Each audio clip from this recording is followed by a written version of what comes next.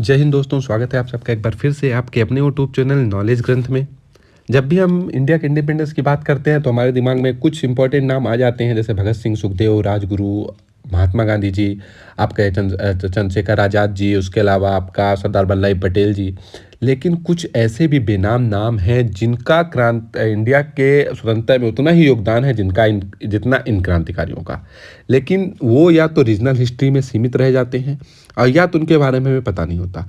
जब भी हम इलेक्शन की बात करते हैं तो हमारे दिमाग में वोट बैंक की पॉलिटिक्स की बात आती है। बिल्कुल सही बात है, वोट बैंक की पॉलिटिक्स ही होती है। बट इसका कुछ फ़ायदा हमें हो जाता है कि हमें उनको कुछ रीजनल हीरोज़ के नाम और जो रीजनल क्रांतिकारी होते हैं उनके नाम जो है नेशनल लेवल पे पता चलने लगते हैं। वैसा ही एक नाम आपने रानी कमलापति जी का सुना होगा। Last week Habibganj railway station का नाम रानी कमलापति जी के नाम पे कर दिया गया। अगर आप रानी कमलापति जी को नहीं जानते हैं तो हमारे चैनल पे एक वीडियो जाकर उसे ज़रूर देखिएगा। मैं लिंक जो आपको डिस्क्रिप्शन बॉक्स में दे दूंगा। आप बहुत ज़्यादा प्रभावित होने वाले हैं। उसी तरह पाताल पानी रेलवे स्टेशन का नाम तांत्या भील जी के नाम पे किए जाने पे ये मुद्दा जो है थोड़ा सा सामने आया है नेशनल लेवल पे। हम आज जानेंगे तांत्या भील जी एक डाकू से क्रांतिकारी कैसे बने और इन्होंने अंग्रेजों को कैसे इतना ज़्यादा परेशान कर दिया कि अंग्रेज इनसे बहुत ज़्यादा डरते थे और घबराते थे। तो हम सब कुछ जानने वाले हैं। अगर आप एमपीपीएससी या एमपी के किसी एग्जाम की प्रिपरेशन कर रहे हैं तो विश्वास कीजिए इससे एक क्वेश्चन, तांत्या भील जी से एक क्वेश्चन जरूर आता है। एमपीपीएससी में इनका नाम पूछ लिया गया था लास्ट जो एग्ज़ाम हुआ है और किसी को इनका नाम नहीं पता था। बहुत ज़्यादा लोग कंफ्यूज हो गए थे। तो आशा करता हूँ आपने हमारे चैनल को सब्सक्राइब कर दिया होगा। तो हम इनको कुछ सम्मान देते हुए इनके बारे में, इनके बर्थ के बारे में, इन्होंने कैसे अंग्रेजों को परेशान किया, सब कुछ जानने वाले हैं। तो चलिए शुरू करते हैं। अगर हम तांत्या भील जी के बारे में बात करें तो इनका बर्थ जो हुआ था, जन्म जो हुआ 1842 में, आपका पंधाना तहसील पड़ता है खंडवा डिस्ट्रिक्ट में, वहाँ पे हुआ था। और ये जो शहीद कह सकते हैं इनको 4 दिसंबर 1889 में जबलपुर में शहीद हुए थे। इनको फांसी दी गई थी। और अगर इन रेस्टिंग प्लेस जहाँ पे इनकी समाधि बनी हुई है पाताल पानी महो इंदौर, जहाँ का नाम चेंज किया जा रहा है। इनके कुछ फेमस नाम है जैसे तांत्या भील, तांत्या मामा और रॉबिन हुड। यही नाम पूछ लिया गया था, तांत्या नाम पूछ लिया गया था जो नहीं पता था किसी को। तो हम इनके नाम के बारे में जानें, क्यों इनको मामा कहा जाता था, क्यों इनको रॉबिन हुड कहा जाता था, किसने इन्हें ये नाम दिया था। तो तांत्या भील जी के अगर बारे में आगे बात करें, उनकी लाइफ की अगर बात करें तो ये 1874 में छोटी मोटी चोरी के चक्कर में पकड़े गए थे। इनको 1 साल का सेंटेंस दिया गया था, इसके बाद इनको छोड़ दिया गया था। दोबारा इनको 1878 में हाजी नसरुल खान यूसुफ जई ने इन्होंने अरेस्ट किया था, इनको जेल किया था खंडवा में, लेकिन वहाँ से 3 दिन में भाग गए। और इस बार इसके बाद ये क्या किया, ये डकैत बन गए। पहले छोटी मोटी चोरियां किया करते थे लेकिन इनका मकसद गलत नहीं था चोरी करने का। धीरे धीरे क्या करे, इनका अंग्रेजों का अत्याचार होता है उसको देख के इनको थोड़ा सा इनके मन में ये जागा और देशभक्ति जागी और इन्होंने बदला लेने की ठान ली। लेकिन क्या हुआ कि आपके जो एक ऑफिसर थे इंदौर आर्मी में, उन्होंने इनको प्रॉमिस किया कि ठीक है ऐसा कीजिए, आप सरेंडर कर दीजिए, हम आपको माफ़ी दे देंगे। लेकिन क्या हुआ कि इनके साथ गद्दारी की गई है वहाँ पे और इनको वहाँ पे अरेस्ट कर लिया गया, एम्बुश किया गया, घेरा गया और इनको वहाँ पे पकड़ लिया गया। और इसके बाद इनको जबलपुर ले जाया गया जहाँ पे इनको आपको बहुत ज़्यादा टॉर्चर किया गया और उसके बाद 4 दिसंबर 1889 को इनको फांसी पे लटका दिया गया। आपको जैसे पता होगा कि हमारी क्रांति में बहुत सारे नाम ऐसे आते हैं, कुछ गद्दारों के नाम आते हैं जिनकी वजह से हमारी जो प्लानिंग होती थी वो हमेशा वो हो जाती थी, फेल हो जाती थी। क्यों फेमस थे ये?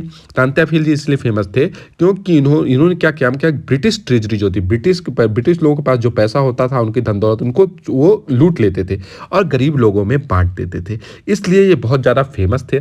इसलिए इनको वहाँ का जो जिनके पास कुछ नहीं होता था, गरीब लोग जो होते थे, इनको मसीहा भी कहने लगे थे धीरे धीरे। और इन्होंने ऐसे बहुत काम किए हैं, मतलब इन्होंने बहुत तिजोरियाँ अंग्रेजों की लूटी हैं, जिसकी वजह से ये अंग्रेज इनको पहले डकैत कहते थे। बिकॉज इनको क्रांतिकारी तो कह नहीं सकते थे, इनको डकैत कहा जाता था क्योंकि अंग्रेज की नज़र में तो ये डकैत ही थे। बट हमारी नज़र में, एक देशभक्त की नज़र में, ये एक बहुत बड़े क्रांतिकारी थे। इनको मामा क्यों कहा जाता था? इनको मामा इसलिए कहा जाता था क्योंकि बहुत ज़्यादा लोगों की हेल्प किया करते थे। जो तिजोरी लूटते थे वो आपको भील लोग जो होते थे, गरीब लोग जो होते थे, उनमें बांट देते थे। और मोस्टली ये क्या करते थे, जो महिलाएं होती थी इनकी बहुत ज़्यादा रिस्पेक्ट करते थे, उनको बहुत ज़्यादा सम्मान करते थे, उनको बहुत सारी चीज़ें देते थे, जिस वजह से वो उनको भाई मानने लगी थी और उनके बच्चे या उनके परिवार जो होते थे इनको मामा कहने लगते थे। तो इनका मामा कहलाने का ये बहुत बड़ा एक रीज़न है कि इनको मामा क्यों कहा जाता था। इन्होंने फाइनेंशियल हेल्प बहुत ज़्यादा लोगों को की है, ठीक है। और अगर बात करें रॉबिन हुड की, इनको रॉबिन हुड सोचिए, रॉबिन हुड इनको कहा था किसी अंग्रेज, न्यूयॉर्क टाइम्स में एक 1889 में 10 नवंबर को जब इनको पनिशमेंट मिली थी, अरेस्ट किया गया था, तो इनको कहा गया था कि रॉबिन हुड ऑफ इंडिया जो है वो अरेस्ट कर लिए गए हैं। सोचिए, अंग्रेज इनसे इतने ज़्यादा डरते थे रॉबिन हुड के बारे में। रॉबिन हुड एक फॉरेनर थे, उनके नाम पे इनको रॉबिन हुड बोल दिया गया। किसी से डरते नहीं थे, बहुत ज़्यादा, मतलब अंग्रेज इनसे डरते थे, ये किसी से डरते नहीं थे, बहुत ही निडर इंसान थे। तो अंग्रेजों के द्वारा दिया गया ये नाम है रॉबिन हुड ऑफ इंडिया। इनको robin hood of the Bhils भी कहते हैं। अगर हम बात करें कि ये डकैत थे या रिवॉल्यूशनरी थे, तो अब जैसा कि मैंने आपको बताया कि अंग्रेज के नज़र में तो डकैत थे, बट ये एक क्रांतिकारी थे, क्योंकि इनका जो मकसद था वो देश की आज़ादी थी और अंग्रेजों को जो अत्याचार था उससे लोगों को बचाना था।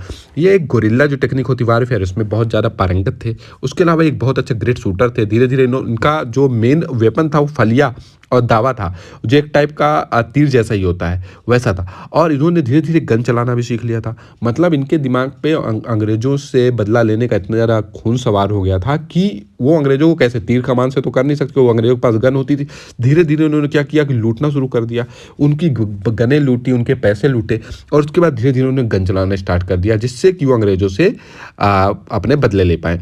उसके बाद ये मरे कैसे, मतलब वो शहीद कैसे हुए, तो तांत्या जो थे वो इनके एक जीजा जी थे गणपत, उन्होंने इनके साथ गद्दारी कर दी और इन्होंने अंग्रेजों को बता दिया। तो इसके बाद इनको सेंट्रल इंडिया एजेंसी जेल में इनको रखा गया, जो इंदौर में है। उसके बाद आपको इनको जबलपुर ले जाया गया। जबलपुर इसलिए ले जाया गया, जैसे आपको पता होगा जबलपुर में उस समय म्यूनिसिपैलिटी थी, वहाँ पे मजिस्ट्रेट बैठते थे। तो इनको जो गणपत जी थे उन्होंने इनके साथ गद्दारी कर दी। उन्होंने इन्हें बोला कि मेरी बात हुई है कांग्रेस से और वो आपको छोड़ देंगे।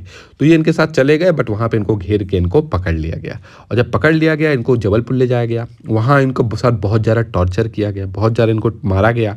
उसके अलावा इनके बहुत सारे जो कानून थे, इनके ऊपर बहुत सारे केस लगा दिए गए, चोरी का, डकैती का, हत्या का, उसके अलावा आपका देशद्रोह का। सोचिए, जो अंग्रेज दूसरे के देश में रह रहे थे, हमारे देश में रह रहे थे, वो उन पे देशद्रोह का मुकदमा लगा रहे थे। उसके बाद इनको सेशन को जबलपुर भेज दिया गया और जहाँ पे इनको सज़ा सुनाई दी गई कि इनको 19 दिसंबर 1889 को फांसी की सज़ा सुनाई जाएगी।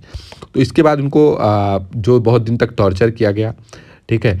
इसके बाद अंग्रेज़ों ने इनसे सारे बदले लिए, बहुत इनके ऊपर बहुत ज़्यादा केसेस दर्ज किए गए, इनको बहुत ज़्यादा टॉर्चर किया गया, इतना कि इनको इनके लोगों से मिलने नहीं दिया जाता था। जो भील लोग थे उनसे इनको मिलने कुछ दिन तक तो इनका गायब, गुमशुदगी की तलाश भी की गई कि ये लोग कहाँ चले गए, इनको मिल भी नहीं रहे थे। फिर इन्होंने क्या किया कि ब्रिटिश गवर्नमेंट बहुत ज़्यादा इनसे परेशान हो गई, है ना। तो वो डर गई कहीं इनको अगर इनकी मौत की सज़ा खबर सुन ली गई तो भीलों में जो रिवेलियन हो जाएगा, और भील का रिवेलियन अगर हो गया तो ये हम लोग कंट्रोल नहीं कर पाएंगे।